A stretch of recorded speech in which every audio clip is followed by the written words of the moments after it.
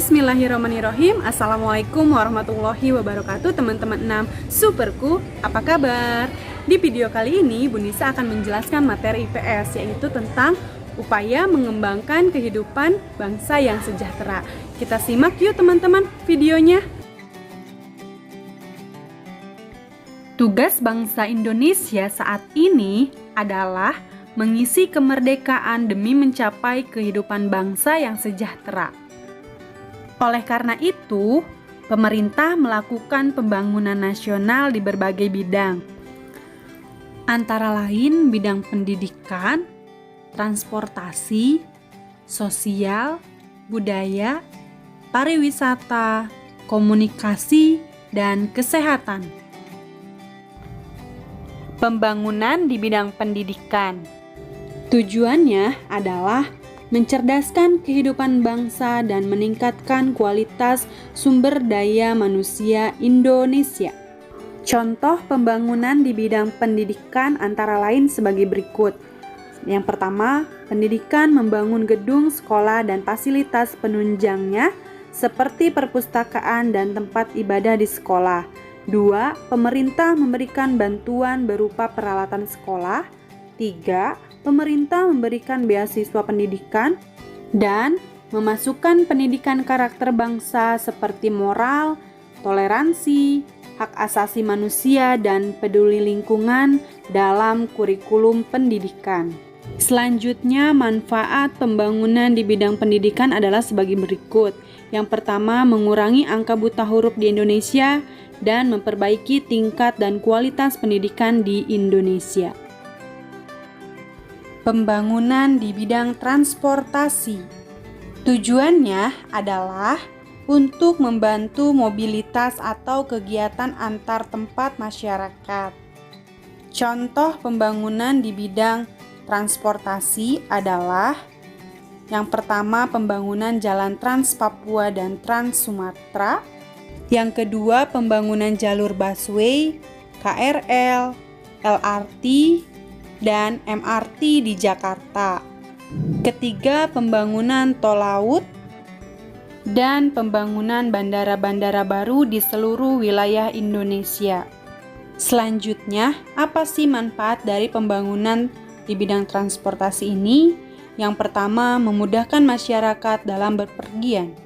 Kedua, mempermudah pendistribusian bahan pokok serta menurunkan harga barang pokok di wilayah Indonesia Timur dan memajukan perekonomian masyarakat setempat. Pembangunan di bidang sosial. Tujuan dari pembangunan di bidang sosial adalah untuk meningkatkan kualitas manusia dan hubungan antar masyarakat. Contohnya sebagai berikut. 1.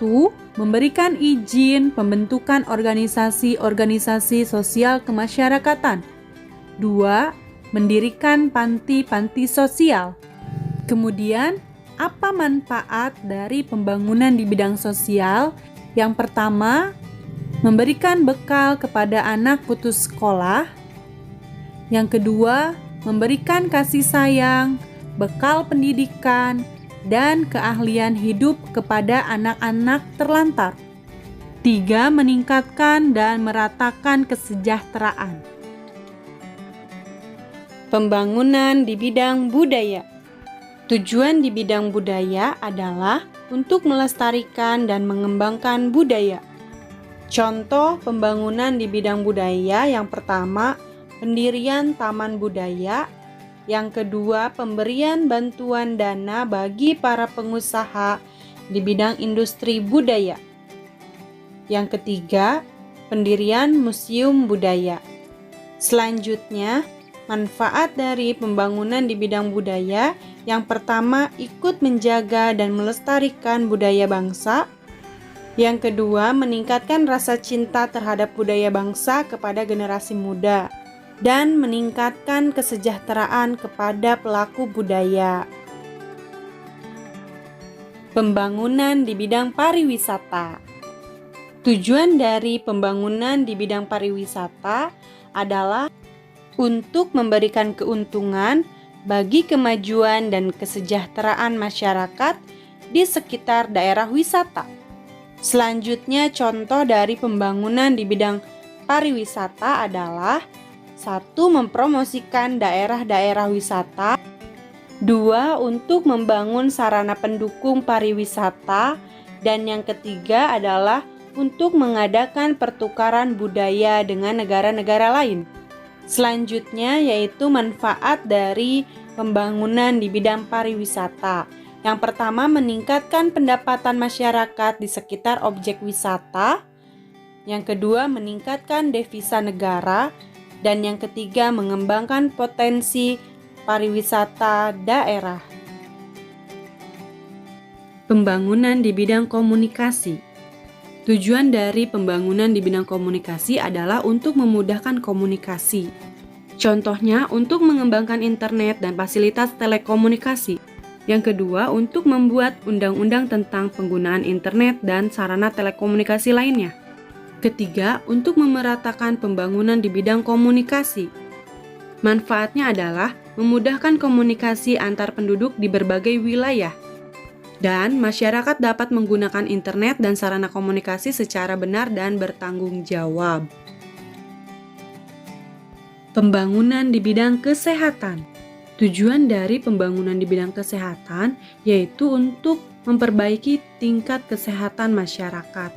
Contohnya adalah untuk mendirikan pusat-pusat pelayanan kesehatan, menyiapkan anggaran dana untuk membiayai asuransi kesehatan masyarakat, memberikan penyuluhan kesehatan bagi masyarakat, meningkatkan kualitas sarana kesehatan, dan mengirim tenaga kesehatan sehingga ke daerah pelosok Indonesia.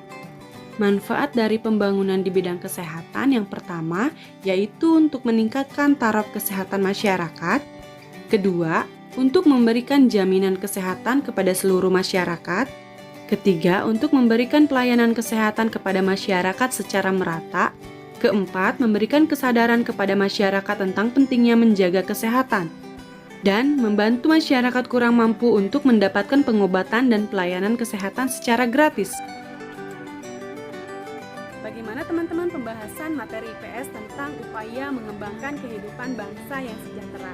Mudah-mudahan teman-teman semua bisa memahaminya ya. Sekian dari Bu Nisa. Wassalamualaikum warahmatullahi wabarakatuh.